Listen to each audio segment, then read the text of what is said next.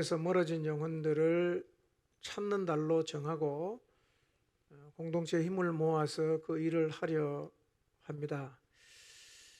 그런데 지금 우리가 하려는 일이 어떤 일이냐 하면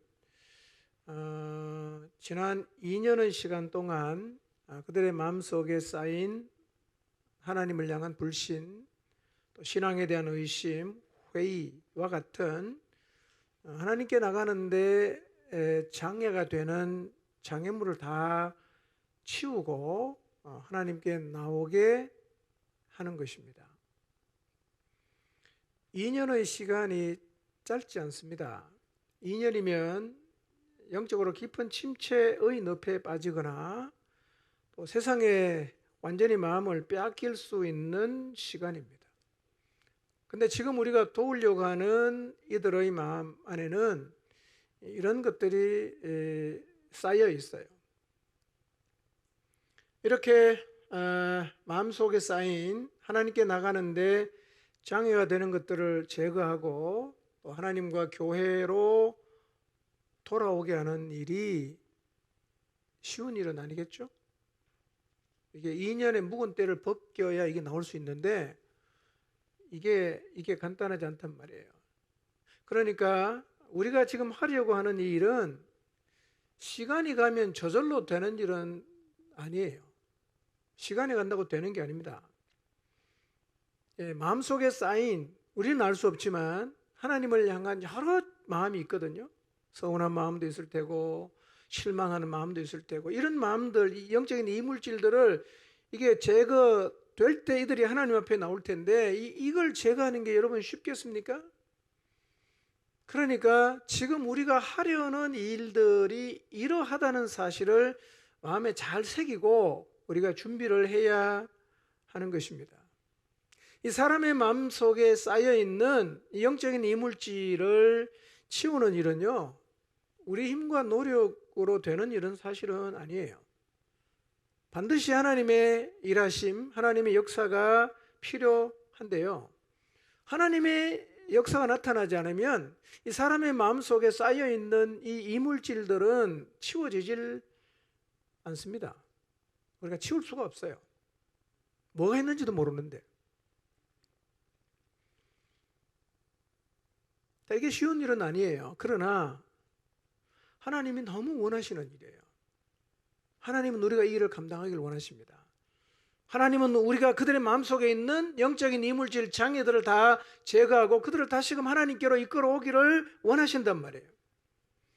그래서 우리가 전심으로 하나님을 의지하고 나간다면 하나님이 도우실 거예요. 그리고 하나님께서 우리의 순종하는 걸음 위에 역사를 하실 것입니다. 그렇지만 우리는 지금 우리가 하려 하는 이 일을 간단한 일로 생각하면 안 됩니다. 왜냐하면 그렇게 산보듯이 나갔다가는 우리가 당합니다. 이 일은 사실은 굉장한 영적인 힘을 필요로 하지요. 지금 우리 공동체에는요, 눈으로 잘 보이진 않아도 상당히 치열한 내적인 어떤 전쟁이 계속되고 있습니다. 여러 곳에 이런 전선들이 형성이 되고 있는데요. 이런 상황 속에서 우리가 할 수 있는 최선의 방법이 뭘까요? 무장하는 겁니다. 기도하고 말씀을 마음에 담는 일입니다. 이 두 가지를 지속하면 어떤 공격을 받아도 우리는 요동하지 않을 수 있어요. 이 두 가지를 지속하면 여러분이 어떤 방식으로 그 힘이 내게 주어지는지를 이해를 못한다고 해도 엄청난 영적인 힘을 가지게 됩니다. 여러분, 우리가 기도한다는 것, 우리가 성경을 읽는다는 것 그냥 보면 별것 아닌 것처럼 보이죠? 그거 해서 뭘 할 수 있겠는가? 그게 뭘 그렇게 대단하다고 라고 여러분이 생각할지 모르나 여러분 기도와 말씀에는 놀라운 능력이 있습니다. 하나님께서 영적 전쟁을 치르는 우리에게 그 전쟁에서 밀리지 않도록 주신 가장 강력한 무기가 두 개인데 그게 바로 기도와 말씀이거든요. 무장 잘하면 내 마음 다스릴 수 있어요. 무장 잘하면 상황 이길 수 있고요. 무장 잘하면 어떤 걸림돌도 뛰어넘어갈 수가 있습니다. 그래서 기도와 말씀으로 무장하면 이 두 가지는 우리에게 탁월한 승리를 가져다 줍니다. 이 놀라운 무기로 무장한다면 7월에 우리는 하나님이 주신 승리와 하나님의 역사를 보게 될 것입니다. 두려워하지 마십시오. 실망하지 마시고 찬찬히 하나님이 가게 하신 영혼을 향해서 걸어가시기를 바랍니다. 저도 지난주 초에 치열한 전쟁을 치렀습니다. 그때 제가 놓지 않았던 게 기도와 말씀이었습니다. 기도와 말씀의 힘으로 감당할 수가 있었습니다. 여러분, 사단이 불화살을 쏘잖아요. 네, 불화살을 쏘면 그 틈이 생긴단 말이에요. 그 틈 사이로 사단이 확 비집고 들어옵니다. 네. 그런데 불화살을 맞았을 때 우리가 가장 조심해야 되는 게 하나 있어요. 그게 뭐냐면 이 감정처리입니다. 불화살을 맞으면 굉장히 감정이 격해지거든요. 우리가 일반적으로 감정이 격해지면 어떡합니까? 극단적인 말을 하죠. 극단적인 행동을 합니다. 뭐 끝내자, 뭐 집 나가버리고, 뭐 이런 행동하지 않습니까? 이게 이제 이 감정을 제어하지 못할 때 일어나는 일인데요. 그래서 불화살을 맞았을 때 이 감정을 제대로 처리하지 못하면 서로에게 상처를 줄 수 있고, 그 다음에 관계가 단절되기가 쉬워요. 이 자리에 나가면 개인만 상처를 받는 게 아니라 공동체도 영적인 타격을 입게 됩니다. 그래서 이걸 우리가 아주 조심을 해야 됩니다. 우리가 경험해서 알지만요, 감정이 격해지면 이 감정을 처리하는 게 쉽지 않아요. 예, 그냥 확 올라올 때 찬찬하게 말하는 게 이게 사실은 쉽지 않거든요. 예, 이거 확 올라올 때 감정적으로 이야기하지 않고 이성적으로 대하는 것도 사실은 쉬운 일이 아닙니다. 특히 어린 시절을 자라면서 받은 상처로 인해서 마음에 분노가 있는 사람은 이게 더 힘들어요. 확 뱉어내죠. 근데 말은요, 뱉고 나면 주워 담을 수가 없지 않습니까? 뭘 조심해야 되냐? 입을 지키도록 해야 되고요. 그 다음에 마음을 잘 지키도록 해야 됩니다. 여기에서 문제가 생기지 않도록 우리가 조심을 해야 됩니다. 그런데 불화살을 맞아서 내 감정이 좀 이렇게 요동을 칠 때에도 우리가 뭐는 지속해야 되느냐면 기도하는 일과 하나님 말씀을 묵상하는 일은 멈추지 않아야 됩니다. 이게 굉장히 중요한 거예요. 만약 이런 상황에서 기도를 놓아버리고 말씀을 놓아버리면 우리는 굉장히 깊이 빠져들어갑니다. 그런데 그런 상황 속에서 감정적으로 내가 용납이 안 되더라도 기도의 자리에 나가고 성경을 펼쳐서 계속 읽으면 어느 순간 이 말씀에 이미 다시 내 안에서 활동하기를 시작해요. 그러면 입을 지킬 수 있고 마음을 지킬 수 있어요. 이 영역에서 우리가 승리해야 교회를 떠나간 사람, 멀어진 사람들을 다시 하나님과 교회로 돌아오게 하는 자리에 우리가 설 수가 있습니다. 그리고 또 한 가지 우리가 꼭 기억해야 될 게 있어요. 우리의 이 무장 상태는 일상을 통해서 확인이 돼야 됩니다. 만약에 우리가 늘 기도를 하고 늘 성경은 읽지만 우리의 마음과 입을 지키지 못해서 우리의 일상이 무너진다면, 여러분, 기도와 말씀의 자리에 있다고 해도요, 무장이 안 된 거거든요. 여러분, 기도해라, 하나님 말씀을 읽고 묵상이라는 것은 어떤 종교적인 행위를 하라는 게 아니고요, 이게 이제 실제로 숨을 쉬듯이 양식을 먹듯이 계속 하다가 보면 이 영적인 무장은 필연적으로 우리의 삶의 변화를 가져다 준단 말이에요. 일상이 변한단 말이에요.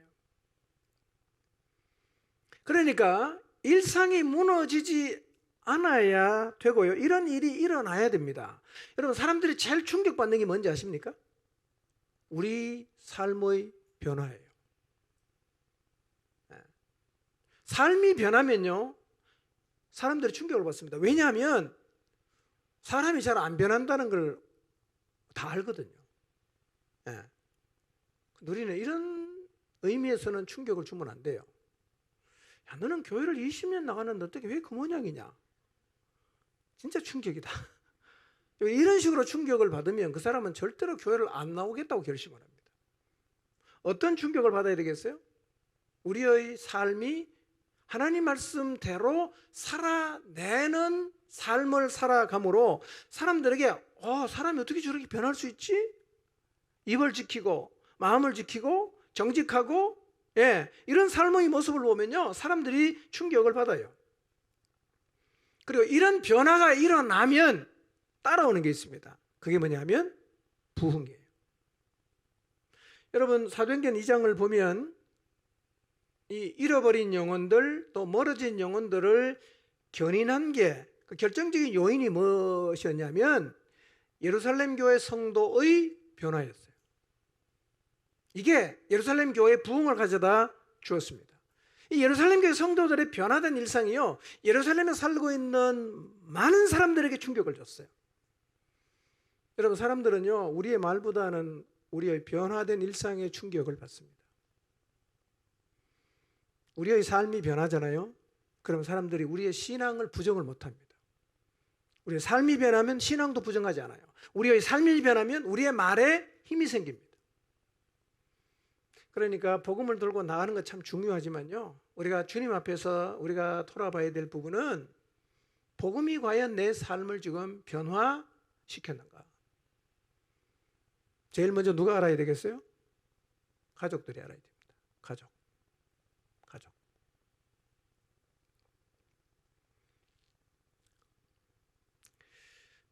예루살렘 교회 성도들이 삶이 변화가 일어났어요. 그러니까 어떤 일이 있냐면 순식간에 소문이 쫙 퍼졌어요.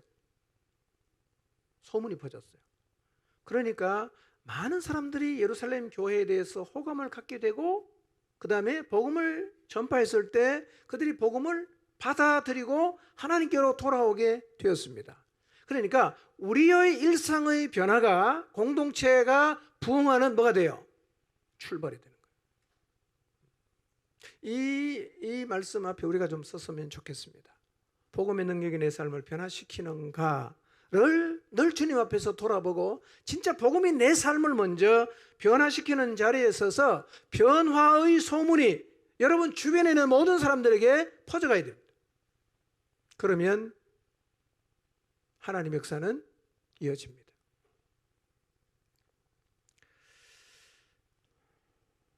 영적 무장 잘 하시고요, 입 잘 지키시고 마음 잘 지키시고 일상이 변화되는 자리에 서기를 사모하시기 바랍니다. 오늘이 7월 첫 주인데요, 사실은 7월 5주 동안은 제가 좀 특별하게 말씀을 준비하려고 기도하고 있었는데, 그래서 고민을 많이 했습니다. 근데 오늘이 또 맥주감사 주일이잖아요. 그래서 상관없이 나갈까 고민을 하다가 그래도 우리가 오늘은 감사에 대한 말씀을 좀 나누는 게 좋겠다는 생각이 들었습니다. 설교 좀 같이 한번 읽어보겠습니다.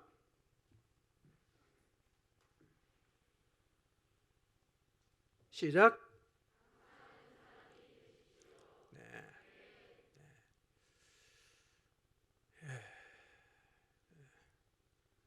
너무 깊이 묵상하시는 분이 몇 분 계시네. 너무 깊이 그냥. 반응을 좀 잘 하시고요. 그리고 제가 오늘 서두에 예배 시작할 때 말씀드린 거 있죠? 공연장에 온 것처럼 앉아 계시면 안 되고요. 하나님 말씀하시면 내가 순종하겠다, 이런 간절한 마음으로, 그 말씀은요 듣는 게 아니라 사실은 받는 거예요. 마음으로 받는 거예요. 간절함으로 말씀 앞에 좀 서서 말씀 받으시기 바랍니다. 이 간절함이 없으면 교회를 아무리 다녀도요, 마치 뚜껑을 덮은 위에 수도를 틀어놓은 거하고 똑같습니다. 하나도 안 들어갑니다. 100년 다녀도 변하지 않거든요. 그러니까 이 마음을 열고 마음으로 말씀을 받아야 됩니다. 그래야 우리의 삶에 변화가 일어나요. 예. 자, 오늘이 맥주감사 주일인데요. 맥주절은 하나님께서 구약 시대에 이스라엘 백성에게 지키라고 하신 절기입니다. 맥주절은요, 수고하여 밭에 뿌린 것, 밀을 추수하는데요. 그 추수한 것 중에 최고의 것을 거두어서 하나님에게 드리는 절기입니다. 예. 자, 하나님이 왜 이스라엘 백성에게 절기를 주셨을까요? 하나님이 왜 이스라엘 백성에게 절기를 주셨을까요? 사실은 이게 참 우리를 향한 하나님의 배려인데요. 하나님은 사람이, 특히 직접적으로는 이스라엘 백성이 사는 일에 바빠서 하나님을 잊어먹고 하나님을 향한 감사를 잊을 수 있다는 사실을 아셨기 때문입니다. 그래서 하나님은 이스라엘 백성에게 두 가지입니다. 하나님을 기억해라. 두 번째, 감사를 회복하라. 고 주신 게 뭐냐면 절기란 말이에요. 여러분, 그래서요, 절기는요, 자원해서 드리는 게 아니고 강제로 하나님이 명령하신 거예요. 이 절기는 무조건 지켜야 돼요. 나 하기 싫어. 그렇다고 안 할 수 있는 게 아니고요, 강제로 지키는 거란 말이에요. 이것을 통해서 우리가 알 수 있는 게 뭐냐면, 하나님의 기대는 자기 백성이 첫째로 늘 하나님을 기억하고 사는 걸 원해요. 두 번째로는 자기 백성이 늘 하나님께 감사하며 살기를 원하세요. 여러분, 감사는 사실은 하나님 앞에서 인간이 보일 수 있는 가장 마땅한 태도이지만, 인간이 이걸 너무 잘 잊어먹기 때문에 하나님께서는 이걸 다시 회복하라고 제도적 장치로 주신 게 절기입니다. 그러니까 이 절기를 지키라고 명령하신 것은 뭐냐면, 강제로라도 다시 감사의 자리로 돌아와야 된다는 거예요. 강제로라도 하나님을 기억하는 자리로 돌아와야 된다는 거예요. 이스라엘 백성은요, 매년 6월절에서 50일이 지난, 그러니까 이스라엘의 달력으로 하면 시반월 6일에 맥주절을 지켰어요. 자, 출애굽기 23장 16절을 한번 보겠습니다. 읽습니다. 시작. 맥주절을 지키라. 이는 내가 수고하여 밭에 뿌린 것에 첫 열매를 거둠이니라. 수장절을 지키라. 이는 내가 수고하여 이룬 것을 연말에 밭에서부터 거두어 저장함이니라 그랬어요. 맥주절을 지키라 그랬죠. 이게 뭐예요? 명령입니다. 맥주절을 지켜라. 그러니까 하나님은 이스라엘 백성이 하나님을 잊어먹을 것을 아셨던 겁니다. 그리고 하나님을 향한 감사를 잊어먹을 것도 아셨어요. 그래서 명령하신 겁니다. 맥주절은 강제로라도 지켜야 된다. 그런데 하나님을 잊어먹고 하나님을 향한 감사를 잊어먹는 것은 유대인만의 문제는 아니죠. 그렇죠? 우리의 문제도 돼요. 우리도 똑같아요. 살다 보면 하나님 잊어먹어요. 살다 보면 하나님을 향한 감사를 잊어먹어요. 근데요, 여러분, 현대인들이 일상에서, 우리 일상생활을 하는 중에서 하나님을 생각하는 시간, 또 하나님을 볼 수 있는 것이요, 이전보다는 훨씬 힘들어졌어요. 왜냐하면 지금 우리 눈에 보이는 대부분의 것은 누가 만들었냐면 다 사람이 만들었어요. 저 스피커 누가 만들었죠? 마이크 누가 만들었죠? 강단은 누가 만들었죠? 다 사람이 만들었잖아요. 여러분, 우리 일상 속에서 주변을 둘러보면요, 우리 눈에 보이는 것, 우리가 접하는 것의 대부분이 사람이 만들었어요. 집 누가 만들었죠? 자동차 누가 만들었죠? 노트북 누가 만들었죠? 핸드폰 누가 만들었죠? 에어컨 누가 만들었죠? 보일러 누가 만들었습니까? 냉장고에 가득한 가공식품은 누가 만들었죠? 다 사람이 만들었어요. 그러니까 현대인들은요, 사람이 만들어 놓은 것에 묻혀서 산다고 해도 과언이 아니에요. 그러다 보니까요, 우리는 사물을 보면 하나님이 생각 안 나고 누가 생각납니까? 사람이 자꾸 생각납니다. 사람이. 그런 시대를 살고 있어요. 그래서 우리 눈에 보이는, 우리가 일상에서 접하는 사물을 보면 뭐가 생각나느냐? 사람의 기술이 생각이 나요. 야, 참 대단하다. 인간의 탁월함이 생각나고요. 사람의 지혜가 생각이 난단 말이에요. 그러니까 일상에서 우리가 직접적으로 하나님 앞에 나오거나 성경을 펼쳐서 읽거나 기도의 자리에 안 나가면 하나님을 거의 생각하기가 힘든 시대를 우리가 살아가고 있어요. 제가 어렸을 때는요, 전기 공급이 부족해서 길에 다니면 가로등이라는 게 거의 없었어요.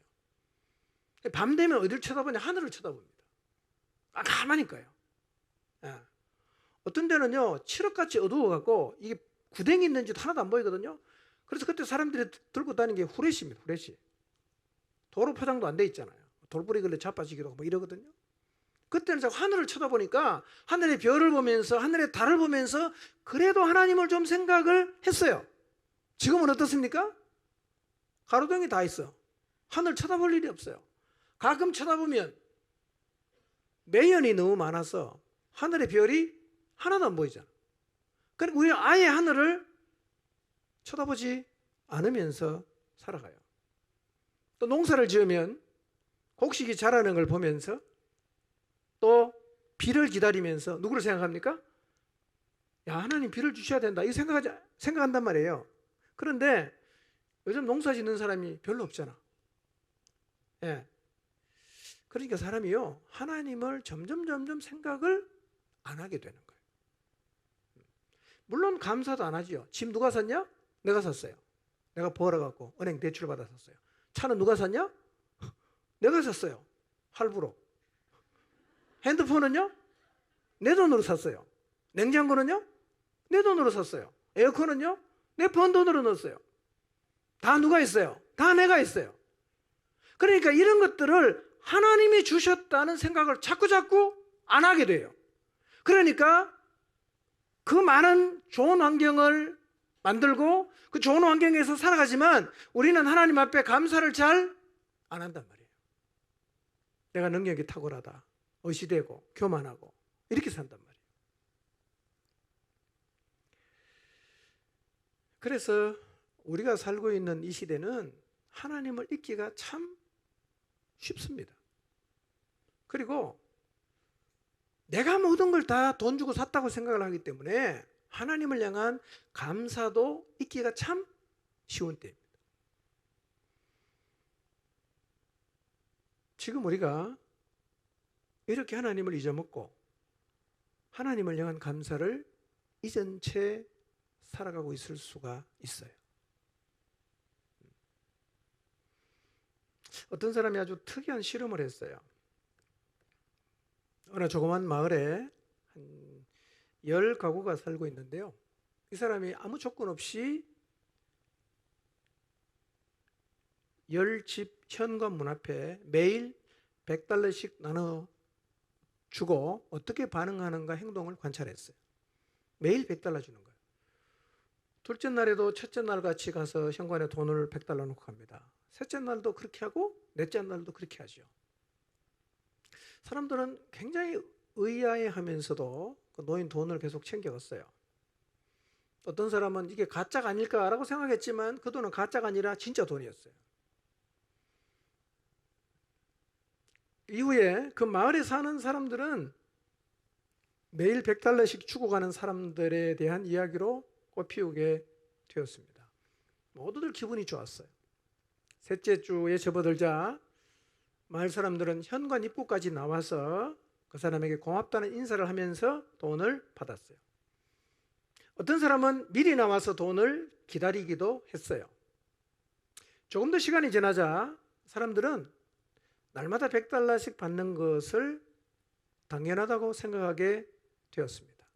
이제 그것은 더 이상 신기한 일도 아니고 그리 고마운 일도 아니었습니다.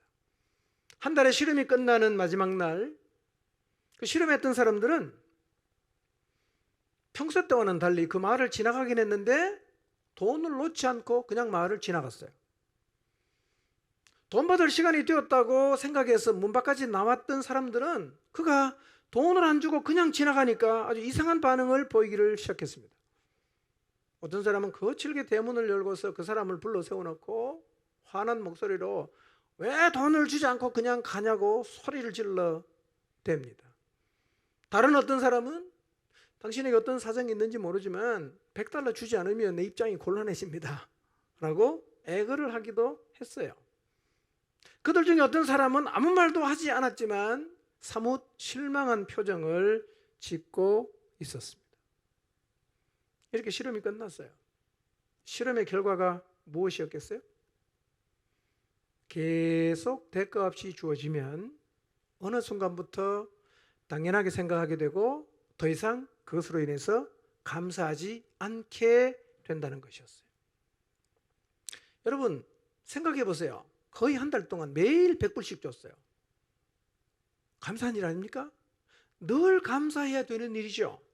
근데 계속 주니까 어느 순간부터 이게 감사가 아니라 당연한 게 되는 거죠. 감사하지 않아요.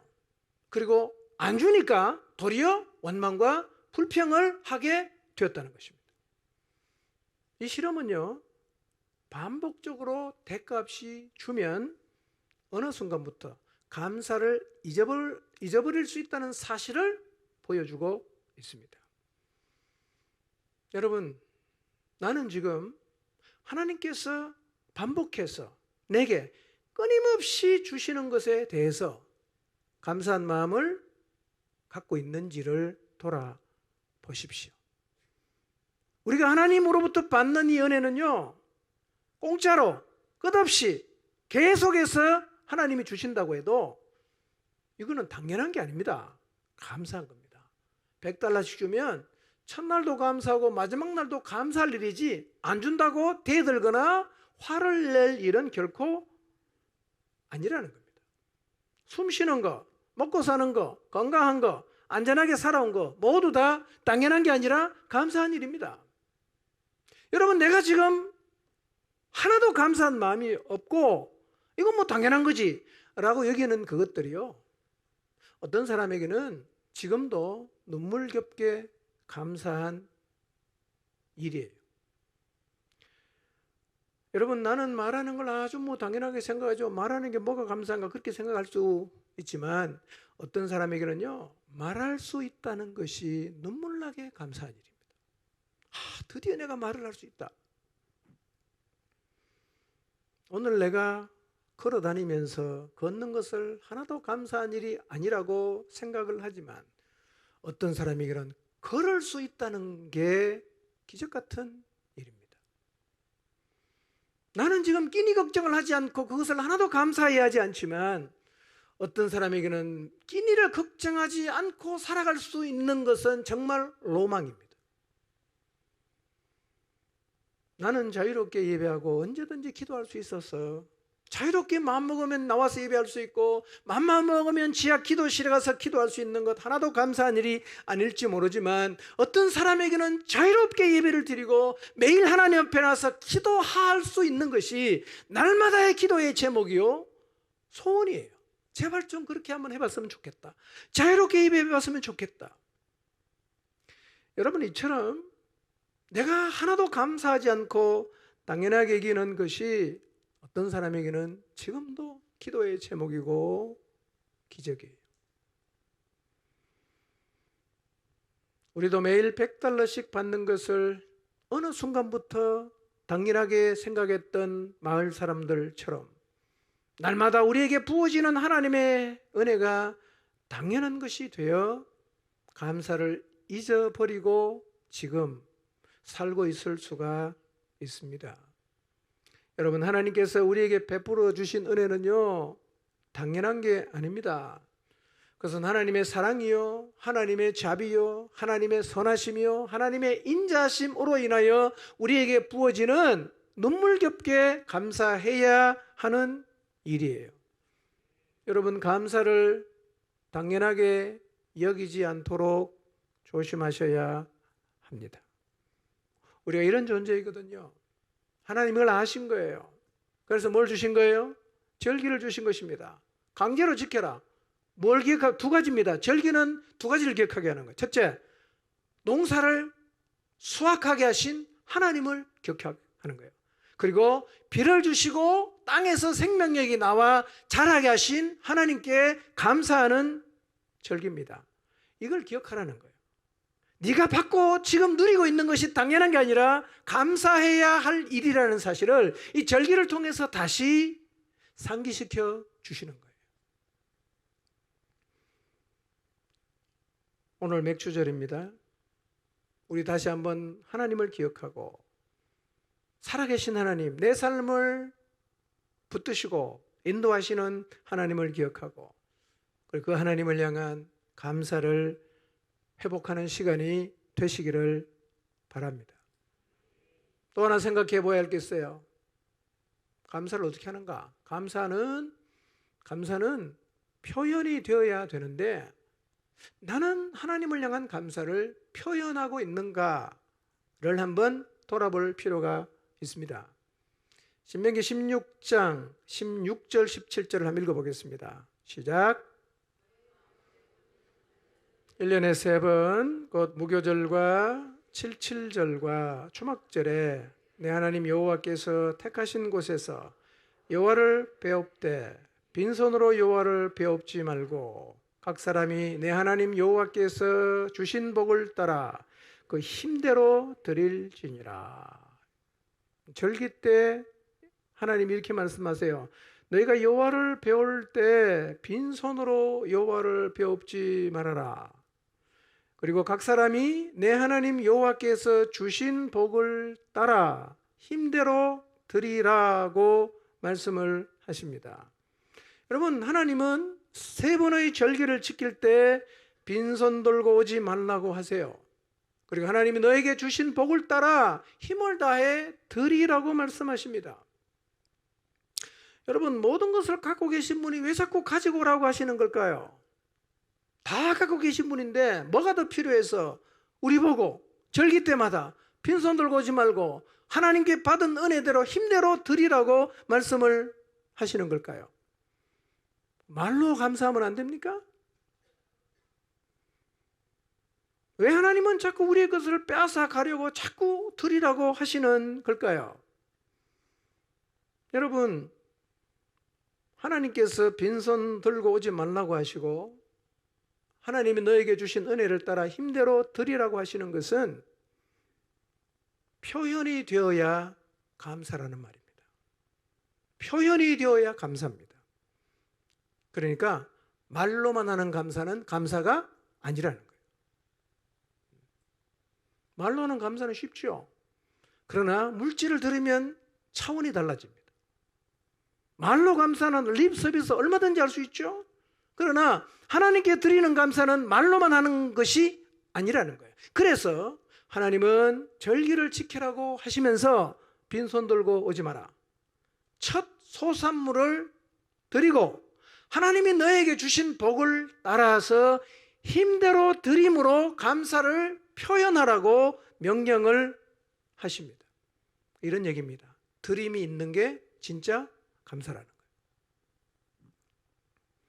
여러분, 재물이 가야 마음이 갑니다.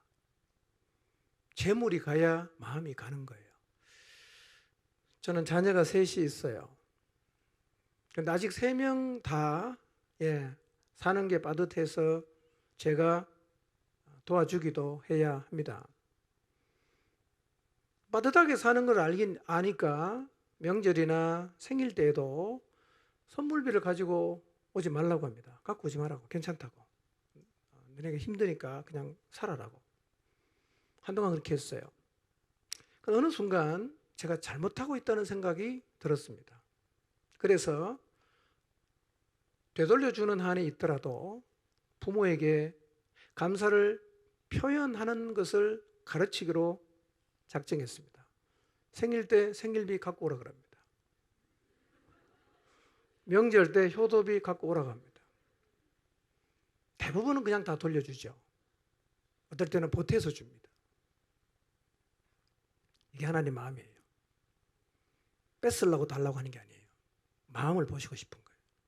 그게 진짜 감사예요. 그리고 감사하는 사람은 반드시 하나님이 채워줍니다. 하나님은요, 표현되지 않는 감사는 감사가 아니라고 말씀하십니다. 이렇게 제물을 드림으로 감사하라고 하시는 것은 제물이 가야 마음이 가고 마음이 가는 감사를 드려야 하나님과 진짜 정상적 관계가 되기 때문에 하나님 우리에게 그렇게 하라고 하셨습니다.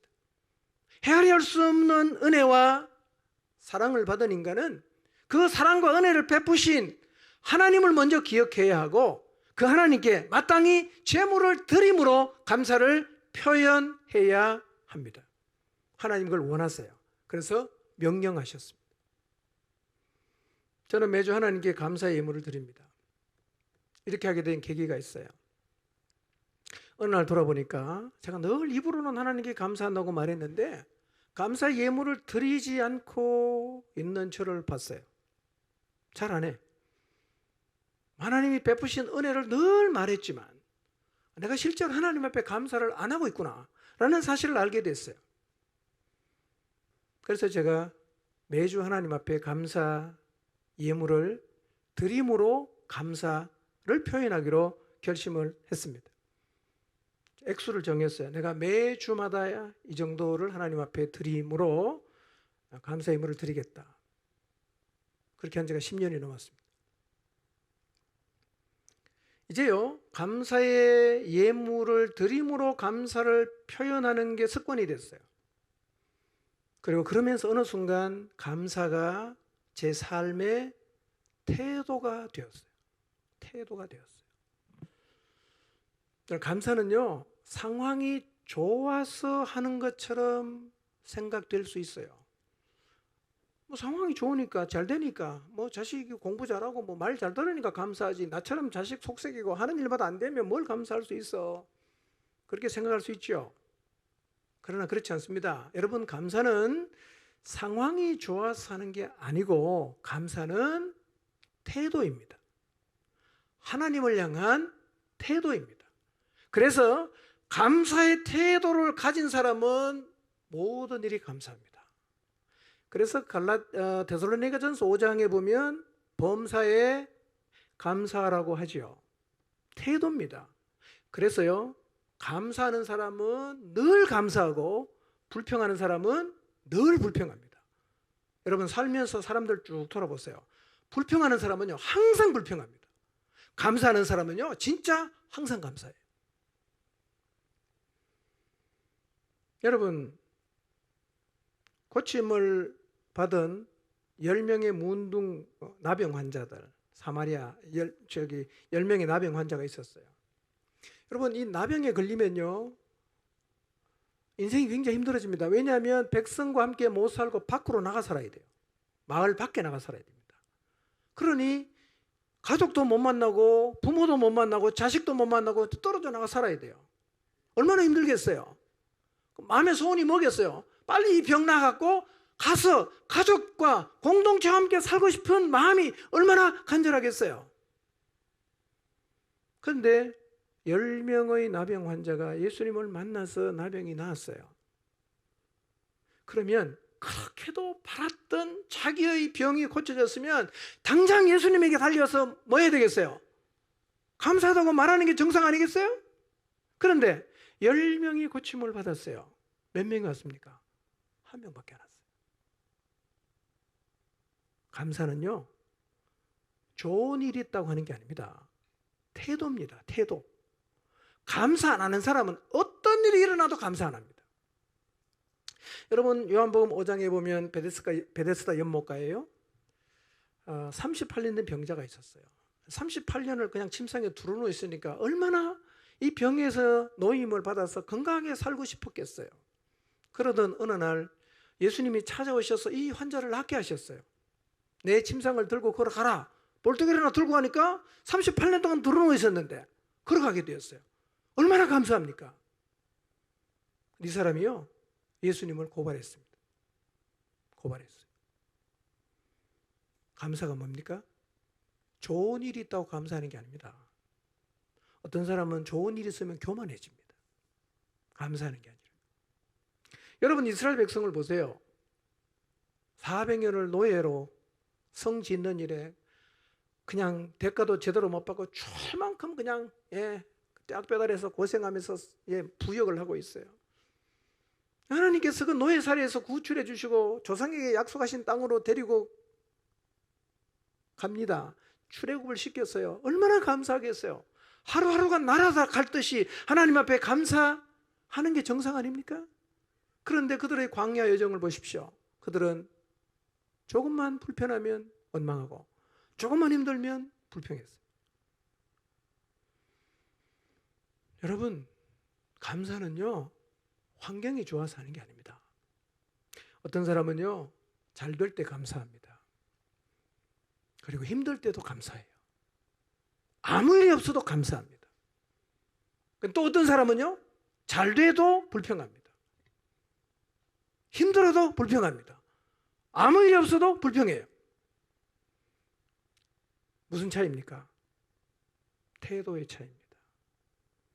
여러분은 어떤 태도를 갖고 있는가를 한번 돌아보십시오. 우리는 감사하는 태도를 갖고 있을까요? 아니면 매사를 불평하고 원망하는 태도를 가지고 있을까요? 성도는 마땅히 감사하는 태도를 가져야 합니다. 하나님은요 우리에게 범사에 감사하라고 말씀하십니다. 이런 얘기죠. 범사를 감사하는 태도로 받아라. 그런 얘기입니다.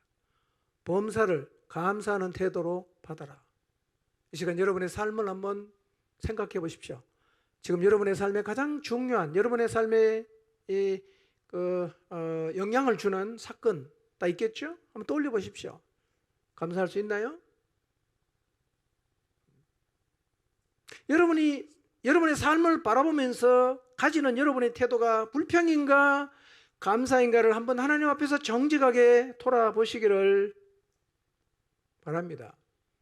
어떤 목사님이요 감사한 것을 하나님 앞에 감사할 것들을 쭉 찾다가 발견한 게 하나 있었어요.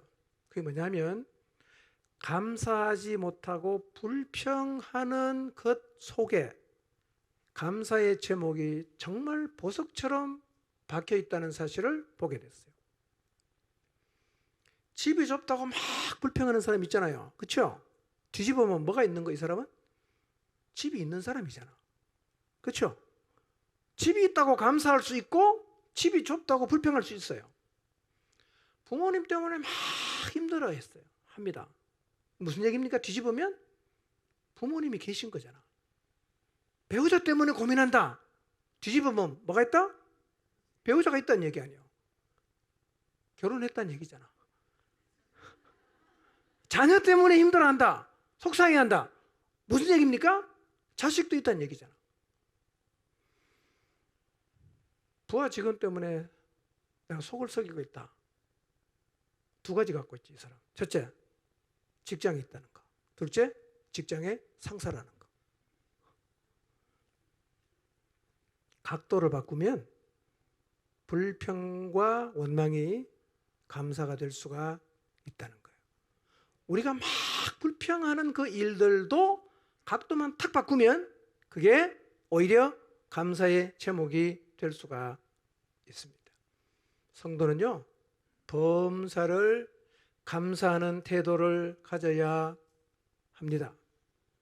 한번 연습해 볼까요? 여러분이 처한 상황, 어쩌면 힘든 상황일 수도 있고요. 감사한 상황일 수도 있고 특별한 아무런 일이 일어나지 않을 수도 있지만 그 상황을 한번 떠올려 보십시오. 떠올려 보십시오.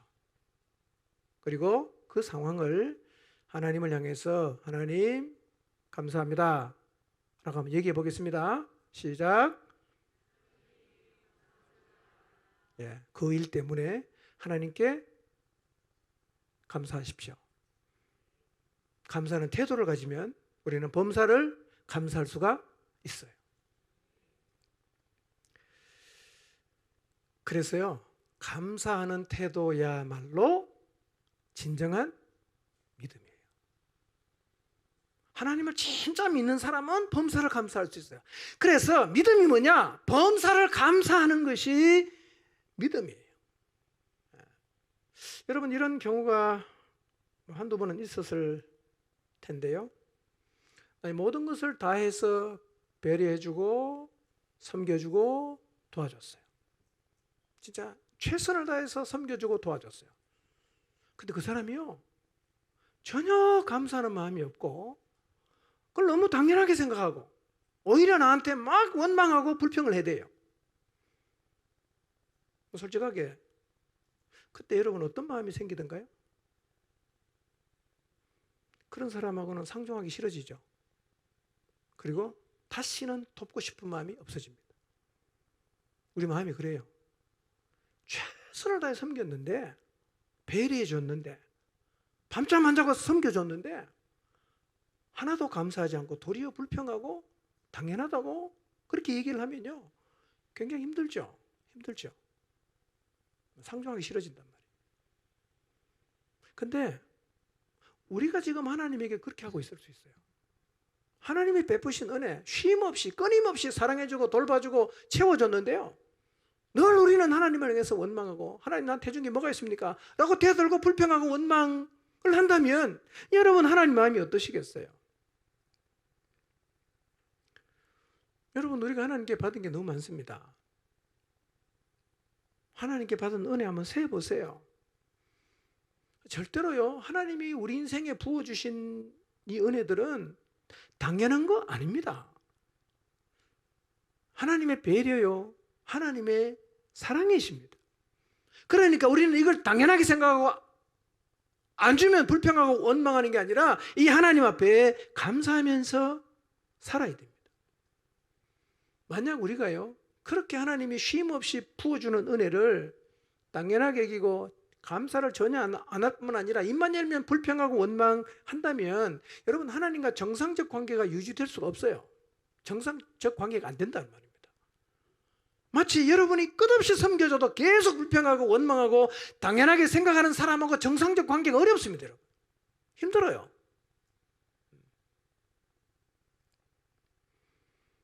여러분, 감사하는 태도 너무 귀한 거고요, 그리고 사실은 너무 중요한 거예요. 여러분, 감사하는 이 자세가 얼마나 중요하냐면, 감사는 하나님의 집에 들어가는 열쇠와 같은 거예요. 하나님의 집 문을 뭘로 여냐? 감사로 여는 거예요. 감사하는 사람은 하늘 문이 열린단 말이에요. 그런데 늘 원망하고 불평하는 사람은 하늘 문이 안 열립니다. 재앙이 옵니다. 그러나 감사하는 사람에게는 하늘 문이 열려요. 그러니까 감사는 뭐냐면 하늘 문을 여는 열쇠와 같은 거예요. 자, 시편 말씀 한번 볼까요? 시편 100편 1절에서 5절까지 한번 읽어보겠습니다. 시작.